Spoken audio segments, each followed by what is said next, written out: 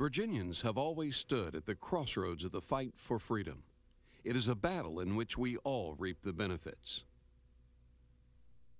After the close of World War II, Korea was divided at the 38th parallel, with a communist government supported by China and the Soviet Union to the north, and a democratic government supported by the Western Allies to the south. On June 25, 1950, less than 5 years later, the United States found itself again drawn into war.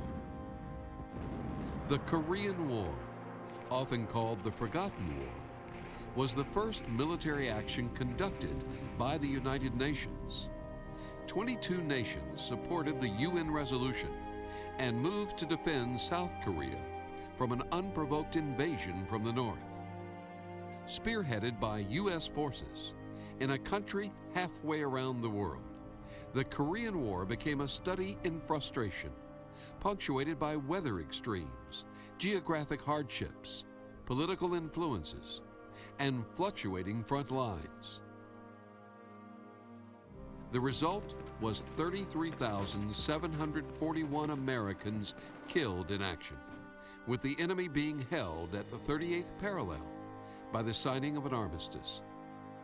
Today, over 50 years later, the United States still monitors that border. Many of the deadliest conflicts of the Korean War were fought against the North Koreans and Chinese, taking and retaking the hills of Korea. Artillery barrages, night fighting, and hand-to-hand combat became the norm in an unforgiving landscape pockmarked with the harsh realities of war. The hill fights.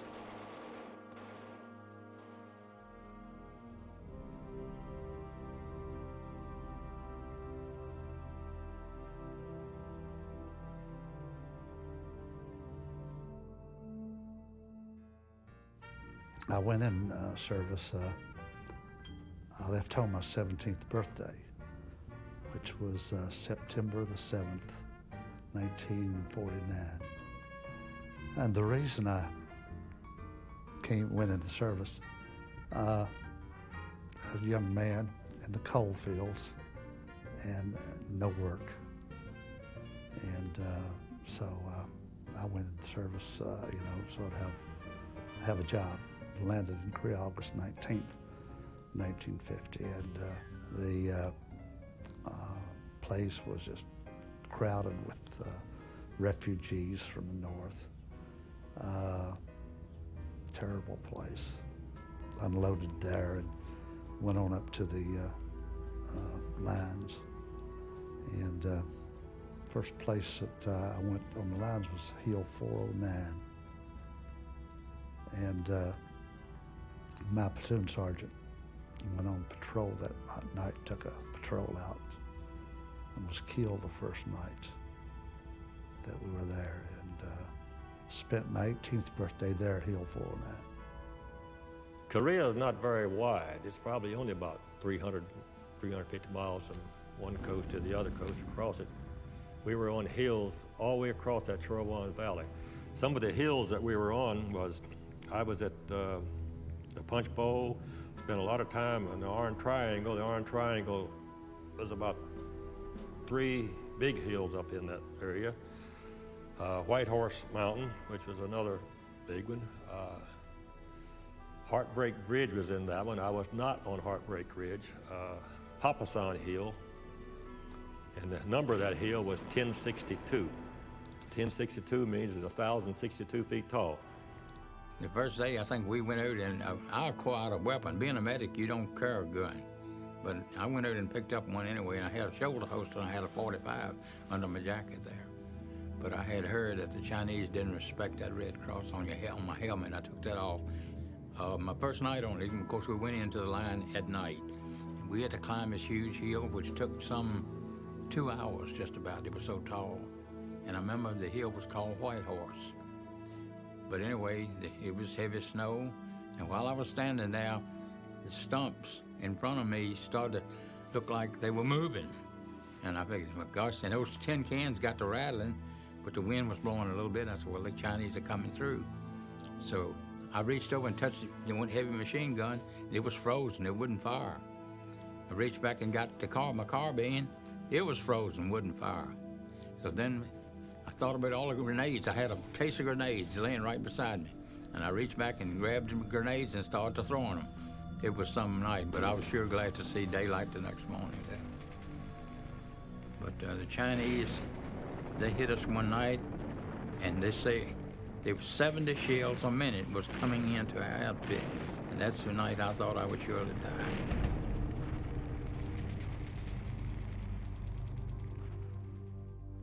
But we saw action the second night. If we killed 3 or 4 of them. But I was scared to death, I can tell you that.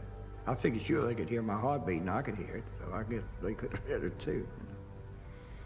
But this was an every night thing. This was never, that, like I said, somebody wasn't shooting at somebody.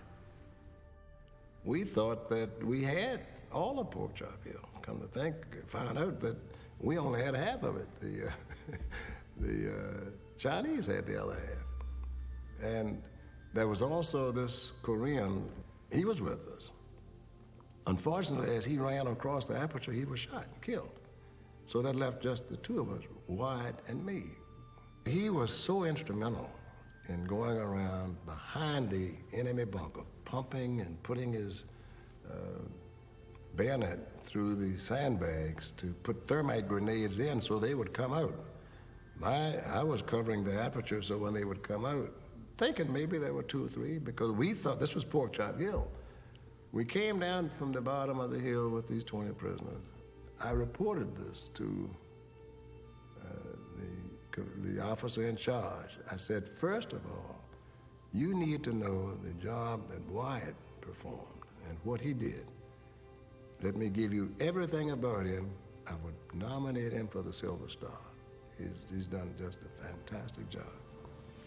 I heard no more about it until I got to Fort Meade, Maryland, discharged now, mustering out now. And so they had a division review, 15,000 people, troops coming out. And I had been notified that I was getting this award. Well, I didn't even say anything to family. I wouldn't call my mother, nobody, and no friends. And Red was given to me by the Bronze Star. The Chinese came into that war with so many people that they didn't even have weapons for them. And the Chinese would go into combat. The first troops had weapons, and the troops behind them didn't. All they waited for a man in front of them to get killed so they could get his weapon. So they had so many people. You could fire all day long and not shoot them all. And it's almost impossible to stop them. The outpost is really a first line of defense. So you are automatically almost a dead duck sitting there. And you could hear them talking all night. Banzai, banzai, that's all you could hear. And the noise, they had a trumpet or something that they blew. And that sound of that would send cold chills up your spines.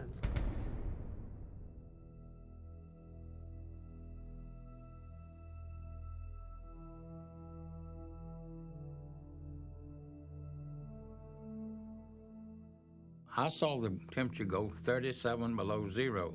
I don't believe it to this day that I made it through it because I thought I would surely freeze to death. And what kept me warm, and most of us guys, we had a sleeping bag was made of a goose down.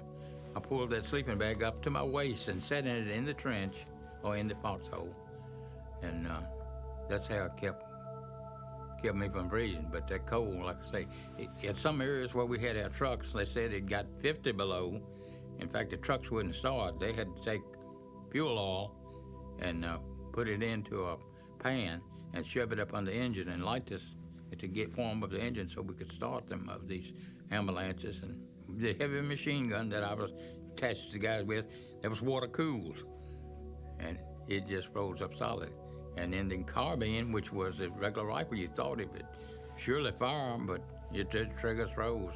And if you didn't have gloves on, your hands would freeze to those weapons.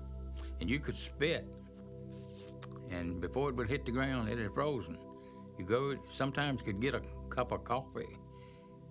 It froze before you pour it into the cup, but then it froze before you could take a drink. And to this day, I don't understand how we lasted. Set up some tents up there, and they had one of them had a stove in it, but most of them just had a little place, and we'd heat candles. We'd like 5 or 6 candles. We'd get in there, and we'd take our boots off, and just warm ourselves by candles, like 5 people sitting around in a circle, with all your feet towards that thing. And you're sitting right on the ground, but you put cardboard on you from your ration boxes, and you sit there and you do it. And then somebody say, well, I'm going to be here 2 hours, so I'm going to melt some snow. So he'd go melt some snow. Anybody want to wash their feet? Well, I get first because I melt the snow. I'm second, I'm third, and all this. So 3 or 4 people would wash their feet. Then you have to go away from the tent and throw the water away. But that's how you wash. We left that night, and it was 47 below zero. You had to sleep with your rifle because it was so cold. We had a lot of trouble. We had the M1s. We had a lot of trouble with them freezing up. You never really got to sleep, 4 or 5 hours. There's no water, but we didn't have much trouble. There's plenty of snow, so we got water from that. But like I said, those beans, man, I tell you, they was terrible. And this is stuff that was left over from probably World War II. And all of them had cigarettes in them. That was the only thing we got plenty of was cigarettes. But all in all, the food was pretty lousy. And we would actually borrow grenades from guys coming in off patrol because we didn't have enough. We had plenty of ammo, but I don't know what it was about grenades. Children in the wintertime didn't have no shoes on, and they eat stuff that we throwed away. To see the children over there, what they had to go through. So the children back here don't know really how lucky they are.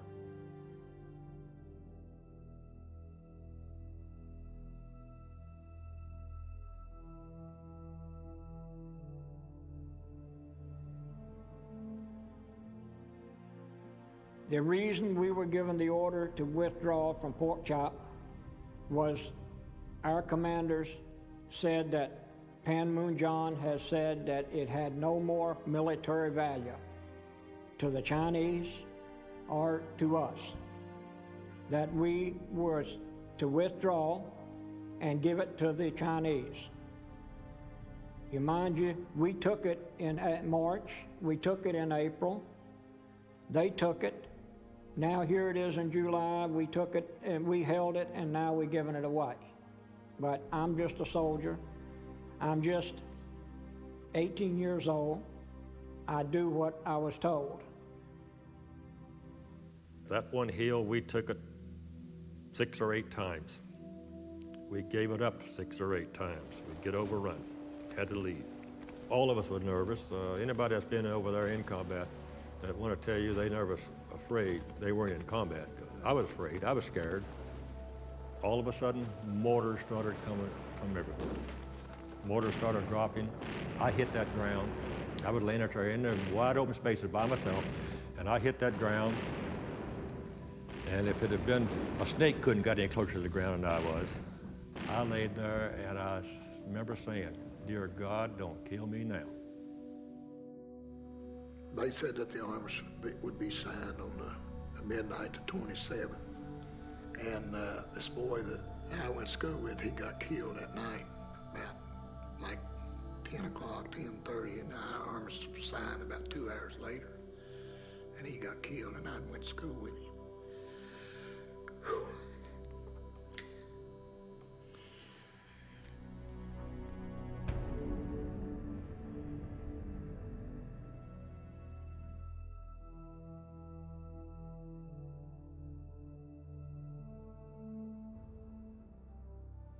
Freedom, the pleasures that we have in this country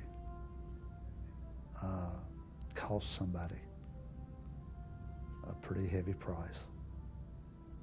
And enjoy the freedoms, but remember, they didn't come cheap.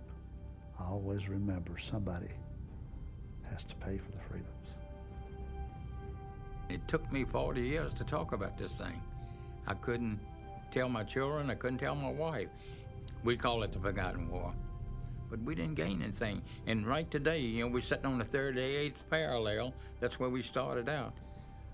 We just say we stopped communists, but my, what a price we paid. The average one don't know what it is to have freedom.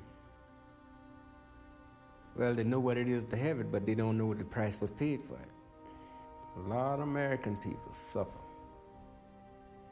A lot of them suffer to have freedom in this country. And we all should remember that and just stick together and have one another. The people of Korea deserve to be protected from the communists because they were good people. They are good people. They're good people today. And I think we did the right thing to go into Korea. I think we went there to protect the people from the North Koreans. And we did. And when we left somewhere, when we were coming out of the reservoir area, long lines of, even in that was in North Korea, there were long lines of refugees that came along with us, you know. And they're North Koreans, and they're evacuating, and they want to get out of there. So there must be something to it, you know. That's where the rubber meets the road, is where a person makes a decision to leave his home, his ancestral home, take his whole family, put it on the back of a yak or an oxen, and start down the road. That was very impressive to me, to see that. And they're very nice people. They're very good people. And I was proud to be over there to keep them from being under communist rule. South Korea just blossomed economically, and tremendous change under democracy. On the 27th day of July, the war came to a ceasefire. Here it is 50 years. This is the Korean War is still a war with the United States. It's the longest running war that's ever took place in U.S. history. War is terrible. There is no winner in war. More Americans were killed in a shorter span of time in Korea than anywhere. We've learned, I think, that as a result of Korea and Vietnam closely following it, that we are one world. There's no such thing as over there or down there or up there. It is all together, and our participation has to be, if we are to be, as we like to think, and I like to think, the leaders of the free world. I enjoy my freedom. And, I earned it in time.